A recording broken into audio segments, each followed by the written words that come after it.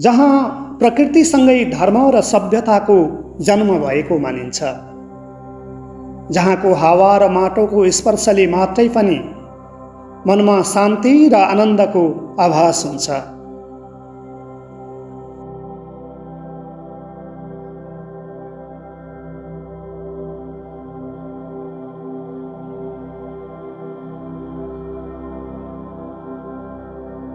धर्म, संस्कृति र प्राकृतिक सुन्दरताको बेजोड संयोजन रहेको यो स्थान मानसखण्ड पर्वतको फेदीमा अवस्थित विष्णु मन्दिर हो। भीमदत्त नगरपालिका कञ्चनपुरको उत्तरी भेगमा अवस्थित यो मन्दिर यस जिल्लाका प्रमुख धार्मिक स्थलहरूमध्येको एक हो।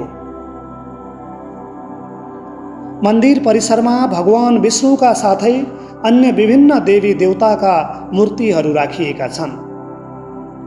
मन्दिर परिसरमै रहेको जलकुण्डले प्राकृतिक रूपमा सुन्दरता बढाउनुका साथै जैविक विविधताको संरक्षण गरिरहेको छ।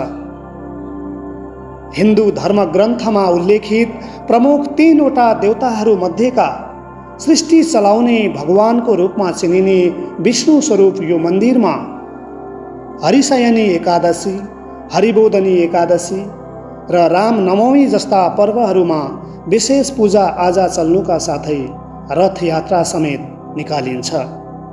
यहाँ नेपाल र भारतबाट गरी वर्षेनी हजारौंको संख्यामा श्रद्धालु भक्तजनहरू आउने गर्छन्।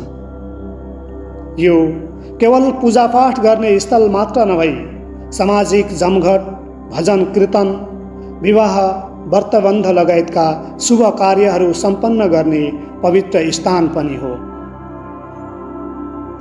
पथ भ्रमित भएका व्यक्तिहरूलाई जीवनको सही मार्ग पहिल्याउन प्रेरणा प्राप्त हुने यस किसिमका हाम्रा अमूल्य सम्पदाहरू हाम्रै आँगनमा छन्।